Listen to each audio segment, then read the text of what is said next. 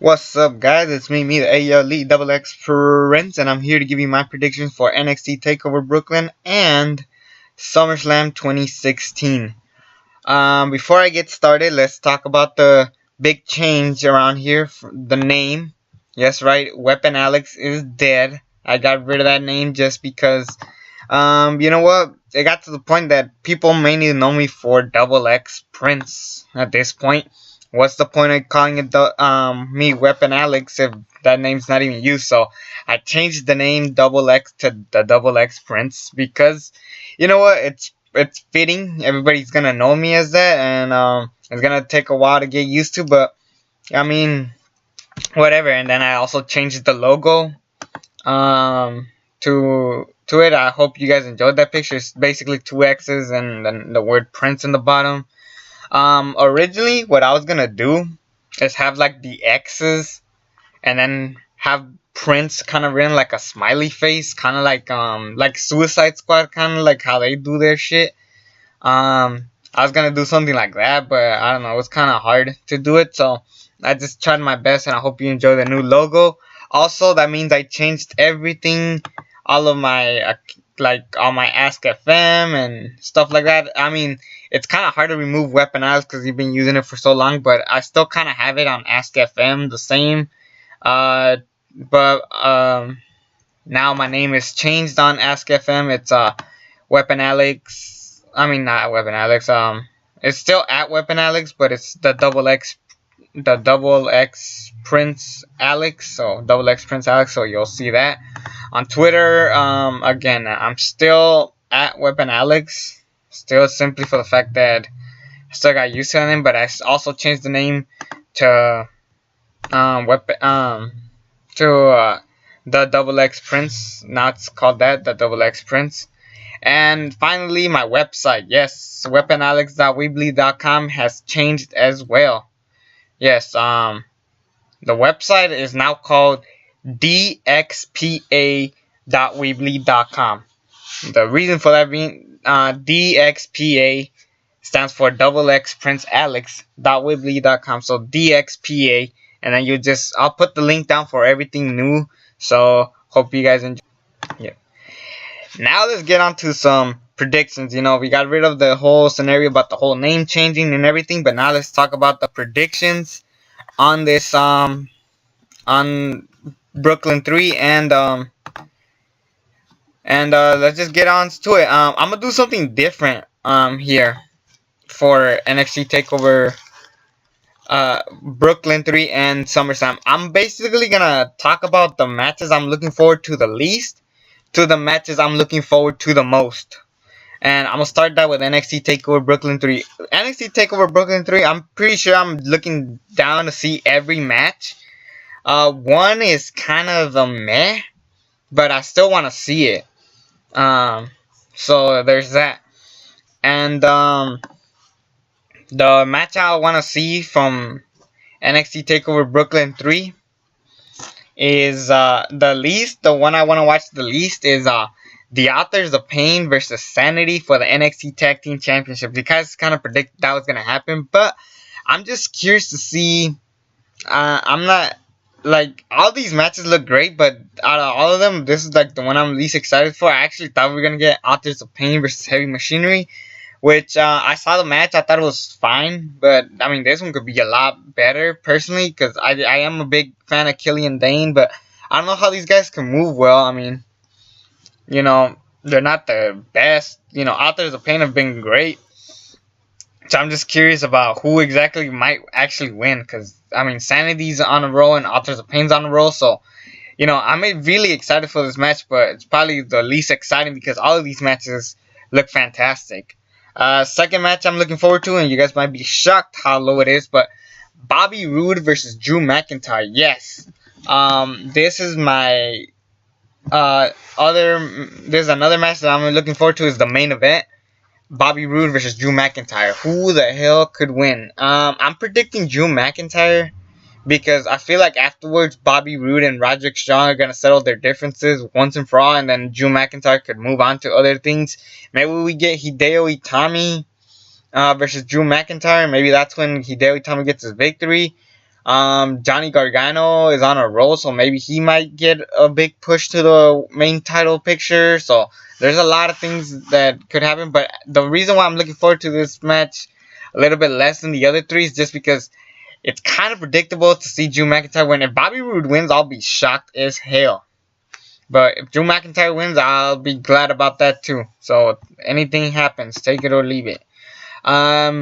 Next match, Asuka versus Ember Moon. Yes, it's a rematch that we've seen before, and people didn't like the rematches that much, but I thought it was okay. This match could potentially be better simply for the fact of the story. Ember Moon might possibly be the one to beat Asuka. So everybody's more anticipating when exactly is Asuka gonna lose that belt. I mean, shoot, maybe this could be the night Ember Moon wins. So I'm predicting Ember Moon. So far my prediction, I didn't even say my predictions for the NXT Tag Team titles. It's I predict the Authors of Pain just for safe reasoning. For predictions for, I'll just go back to the predictions later on. Now let's get on to the next match. Pretty shocking though. The non-title matches are the ones I'm looking forward to the most, to be honest. And which is weird to say. But the next match I'm looking forward to is Johnny Gargano versus Andrade Cien Almas. This could possibly be a squash match. This could be a short match. But I want to see it because it's Johnny Gargano being pushed to the level and Cien Almas is on a roll. I'm a massive fan of Andrade Cien Almas. I know a lot of people don't like him as much, but I really am digging his character. He's doing everything he can to get over, and I'm pretty sure, I'm scared that he might be ruined in the main roster. I mean, he could be Elias Sampson's material. Well, Elias Sampson's ain't that bad, but hopefully he's at least a solid mid-carder when he gets to the main roster. But Johnny Gargano, I'm curious to see where he goes. I'm predicting Johnny Gargano to win. I mean, it's pretty obvious. If Cien Almas wins, also, I'll be shocked. But Johnny Gargano winning, that could be a big change in the division. So I'm pretty excited for this match because you have if you bring Johnny wrestling, like the real Johnny Gargano, and you bring the luchador type wrestling from Cien Almas, this could be a potential show stealer. But it's not the match I'm looking forward to the most. The match I'm looking forward to the most is Aleister Black versus Hideo Itami. Hideo Itami's heel run has been the best ever. Maybe even better than some of his stuff in his Kenta years. And Aleister Black is on a roll, being undefeated. He's been having great matches with the likes of Cassius Ohno, Kyle O'Reilly, and Bobby Fish. So Hideo Itami and Aleister Black could have potentially the match of the night, or just maybe even the most anticipated match for me, because you have no idea who's gonna win. Hideo Itami could win and you won't be mad. Aleister Black could win and you won't be mad. So my prediction is Aleister Black, just because I feel like they still want to go this streak of Aleister Black being undefeated. I feel like they want to wait until someone bigger comes along. So that's probably it. But yeah, those are the matches I'm looking forward to for NXT TakeOver Brooklyn. I mean, every match here looks exciting, but I basically just ranked them in order which match I'm looking forward to the most. So back to my predictions of who I think will win. Authors of Pain, Ember Moon, Drew McIntyre, Johnny Gargano, and Aleister Black. So those are my predictions for NXT TakeOver Brooklyn 3. And now we move on to SummerSlam, and I am not looking forward to SummerSlam that much. I'm trying to get excited. I mean, honestly, I just hope they pull a WrestleMania 31 on this one, where the build-up was shit, but the matches delivered to the core. The problem with this is that there's 12 matches, and none of them are on the pre-show. So basically, you have to figure out how to manage to get all these matches in, and I have a feeling half of these matches will be squash matches, to be honest. They might pull like one of those old school SummerSlams where half of the matches are like a couple minutes long, and then the big matches are a pretty solid amount of time. I'm pretty sure they're gonna pull that off. But again, I'm gonna go from the match I'm looking forward to the least to the match I'm looking forward to the most. And the match I'm looking forward to the least is Big Show versus Big Cass. I already saw it. Don't need to see it again. This is basically just punishing Enzo Amore because he's scared of heights and no one likes him. And I can see why people don't like Enzo Amore, so I get that. But honestly, if you guys really don't like Enzo more, just fucking release him. Just do that. I mean, he don't give a fuck. He's gonna learn his lesson from talking shit to people on the phone and stuff. So, I mean, that's how you learn your lesson, I guess. My prediction: Big Cass, because he's gonna get a big push. See what I did there? Ha ha ha. Yeah, Big Cass, and there's a rumor that Enzo is gonna turn on Big Cass, and I'm just like, please don't, just get rid of Enzo more. Let's test Big Cass to have a push on his own, because he does look like a star. He does look like he could be like a pretty solid mid carder. If you give him the IC belt, oh, all for it. I'm down for that. So yeah, Big Cass actually has some good wrestling skills. Hopefully, when we do another shakeup or another draft, he teams up with Carmella, and we have Carmella and Big Cass as a duo, basically kind of like Miz and Maryse, or more like Edge and Lita. They could pull that off. I'll be glad as hell if they do that. So yeah, I'm excited more for Big Cass's push. I'm not excited for the match at all. Coming in at number 11, and you guys might be shocked because I was really looking forward to this match. But number 11 is Bray Wyatt versus Finn Balor. The 11th match I'm looking forward to, or the second match I'm looking forward to the least, however you want to put it. I'm not looking forward to this match simply for the fact that I already saw it on Raw. It was a good match. I'll give you that. Bray Wyatt got his win, but now even the fact that the Demon Finn Balor is gonna come out, chances are this is gonna be a squash match. Chances are Bray's gonna see the Demon. He's gonna like try to hit. It's basically gonna be like Undertaker and Kane from WrestleMania 20, where Kane is seen if that really is the Undertaker, and then beats the shit out of him and beats him in like 4 minutes. I'm pretty sure that's the route they're gonna go with. It's pretty obvious, and I don't care. Demon Finn going over. There's no way he's not gonna go over. Coming in at number 10. As far as matches I'm looking forward to at least. Akira Tozawa versus Neville. I already saw the match. It was a great match, to say the least. It was an amazing match at Raw. I'm not sure they're gonna have the same caliber match, but look, I know what WWE's booking, and I know how they're gonna go with this route. I know Neville might win the belt back. He's gonna win the belt back, so that's my confidence. I'm guessing Neville's gonna win the title once again, be once again the king of the cruiserweights, because I'm pretty sure they want to keep this feud going for a little bit until they find a possible quality contender. Honestly, what I would do is just bring Chad Gable to the cruiserweight division. Honestly, Chad Gable is a star, believe it or not. You guys may think he's a joke, but you know, he's pretty good, and he's slightly better on the mic than Jason Jordan. Holy shit, Jason Jordan sucks on the mic. He's a great wrestler, but damn, he sucks on that mic.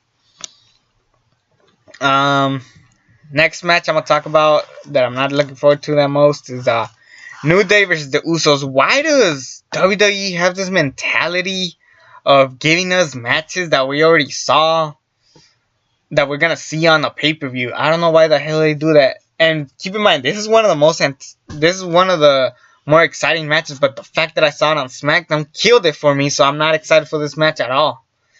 You know, we already saw it. Usos beat Kofi and Xavier. Now it's gonna be Big E and Xavier, so it's like, who cares? So I mean, yeah, I really don't care about this match anymore. So just do whatever you can to try to make this match great. It'll be hard, but you know what? It's good. And honestly, if I were WWE, I'd just give it to the Usos, because once New Day beats the Usos, who are they gonna fight next? I mean, Breezango is doing their own feud. Ascension is dull, unless they bring out Sanity if they lose that on NXT TakeOver. If they bring Sanity or something, if they bring Heavy Machinery as heels, something, because SmackDown does not have that many tag teams. You know, if you do have tag teams, they're fucking jobbers. Ascension, believe it or not, they're fucking jobbers. Breezango is kind of doing their own thing, so I'll hold off on them. Honestly, if they do a New Day versus Breezango and Breezango wins, fucking all for it because Breezango is the only tag team that I gave a shit about, and the Usos. But now that they beat the New Day, I'm pretty sure they're gonna lose at SummerSlam. So that's my prediction. New Day will win, which sucks. Jinder Mahal versus Nakamura. What the hell were they thinking when they did this? When you hear the names Jinder Mahal versus Nakamura, you're curious to see what the hell is gonna happen. But I'm not. I'm not curious whatsoever. Why? Because fucking Nakamura is I mean, Jinder Mahal's been booked like shit. Nakamura and Mahal didn't even have promos until last night on SmackDown. Honestly, I feel like the go home shows to SmackDown, they basically wasted all their load just to try to get people excited for the matches. So yeah, Nakamura, hopefully he wins because I can't stand Jinder Mahal as WWE champion. Just get rid of him, please. Whatever you have to do, Jinder Mahal lose, whatever, go back to the main card. Honestly, Jinder Mahal would make a fantastic United States champion. Book it, Vince, or book it, Road Dogg, whoever the hell's in charge of SmackDown now. So I'm guessing it's still Road Dogg, but how about this? Jinder Mahal loses, they have a little rematch on SmackDown, he moves on, he goes for the United States Championship. AJ Styles versus Jinder Mahal. Nakamura moves on to some bigger names like Baron Corbin, maybe a Kevin Steen or Kevin Owens, my bad. Other shit like that. Just do something with this. Change it up. And it kind of sucks because I should be excited for Nakamura winning the WWE Championship, but I'm not that much. I'm being honest. Alexa Bliss or Sasha Banks, I already saw it. If they pull off another great match, goodness for you. I'm guessing Sasha Banks is going to win because it's going to lead to a heel turn. And honestly, I'm tired of Sasha Banks making Nia Jax tap out. It's just embarrassing for Nia Jax. I honestly feel bad for Nia Jax. And I didn't even like Nia Jax until she teamed up with Alexa Bliss. That's how amazing Alexa Bliss is. But no, they're going to give it to Sasha Banks. Now, if they book it like I booked it on my rebooking of SummerSlam, I would do a double turn. Alexa Bliss turns face and Sasha Banks turns heel. Maybe that could get the crowd going. That would be pretty interesting to do. Because Alexa Bliss is easily the top talent on Raw right now. Honestly, the only one that tries behind Neville. Naomi and Natalya. The reason why I'm excited for this one a slight bit more is because I'm curious to see if Carmella cashes in. Natalya has been on a roll, sort of. It's kind of a bumpy road, but this does mark 20 years since Bret Hart and Undertaker. Like Natalya tweeted that one picture. I hope Natalya wins because Naomi could move on, and honestly, Natalya deserves a moment like this because I mean, how long is Natalya even gonna be here now? I mean, Tyson Kidd is injured. I'm pretty sure she wants to spend more time with him. So I'm just like saying, why don't they just do that, please? So yeah, and maybe this could lead to a Carmella cash in, Natalya babyface turn, and yeah, the rest is history. So I'm curious to see where that goes. Now we're on to the top 5 most anticipated matches for me. These are the matches I'm definitely looking forward to. But number 5 is Rusev and Orton. Rusev and Randy Orton. It's a dream match in a way. It's a mini dream match. It's never happened, I believe. It could be good, but I mean the feud is not there. When they announced it, I was excited for it, but then they didn't do shit. Just a kick to Randy Orton and an RKO out of nowhere. That's it. I mean, the only thing that excites me is that I've never seen this match. That's about it. But yeah, so there's that. Next match I'm looking forward to, AJ Styles and Kevin Owens. Now, I wasn't excited at first for this match because we've seen this match to death so many times, but the fact that Shane McMahon is the referee, I really like what they did. AJ Styles accidentally hits Shane, Owens accidentally kicks Shane, so I like that story. I'm pretty sure at the end of the day, AJ Styles is going to win because they're building up for a Owens and McMahon match, which I wish they did at SummerSlam instead of later down in the road. So I don't know what the hell what are they thinking about that, but I don't know. AJ Styles as the United States champion, I'll take that over Kevin Owens as United States champion. Maybe Kevin Owens moves on to the bigger picture, like the big names and shit. You know, I don't know what the hell's gonna happen. Obviously, he's gonna feud with Shane and Owens, but AJ Styles could move on to a new guy, hopefully. Maybe Sami Zayn, Mike Kanellis, Ty Dillinger. SmackDown is lagging on stars, or at least booking them like stars. Fucking sakes. Next match I'm looking forward to. Now, this match has potential being one of the worst matches of the show, but I'm still excited to see what the hell's happened. And that is John Cena and Baron Corbin. I was not excited for this match whatsoever, but after what happened on SmackDown with John Cena basically ruining Baron Corbin's chances of cashing in, I'm excited to see what they do with this part of the story. Think about it. What the hell is going to happen? Baron Corbin might come out and just annihilate John Cena. Hopefully they don't go the route of Super Cena. I actually kind of wish that Baron Corbin gets himself disqualified. Cena beats Baron Corbin by disqualification. And then John Cena moves on to Raw. Baron Corbin is out for the WWE Championship because he got screwed over. Maybe they do something like that. I'm excited to see that part of the scenario. So, honestly, maybe Baron Corbin losing the briefcase might have been the best thing they could have done for him because, let's be honest, Baron Corbin, if you look at Baron Corbin, if he holds the WWE Championship right now, would you be that excited for SmackDown? Granted, you'll be excited because Ginger isn't the champion, but I mean, shoot. I mean, I don't think he's ready for the WWE Championship picture, but this way, this gives him a chance to build him up to get that WWE Championship, and now you'll be excited for it. So, if you see that kind of booking, maybe Baron Corbin losing that briefcase is the best thing that could have happened to him. Now, these two matches I'm going to talk about next are the two matches I'm looking forward to the most. You guys might know what number one is, but number two, since I haven't mentioned it, might as well talk about it now. Sheamus and Cesaro versus Dean Ambrose and Seth Rollins. When you hear those four names in a tag team match, right away you're already thinking maybe one of the best matches of the night. But also, my guess is what is going to happen afterwards. Seth Rollins maybe turns heel. Dean Ambrose maybe turns heel. Maybe they win the titles.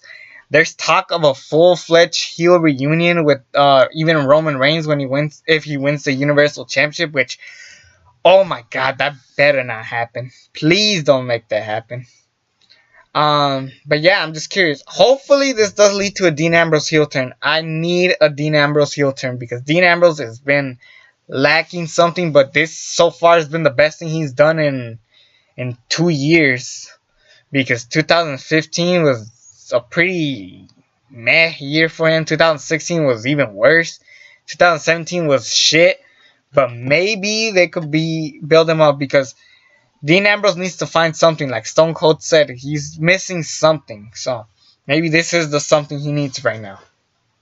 So yeah, my prediction, I'm actually gonna say Seth Rollins and Dean Ambrose simply for the fact because there's rumors that Sheamus is doing a movie, so he's out of here. So he might not be there when we're back. Also, mentioning Cena and Corbin, I heard he's making the next Transformers movie, so I'm guessing Baron Corbin might beat the crap out of Cena where he's injured, that he takes some time off. So maybe there's that.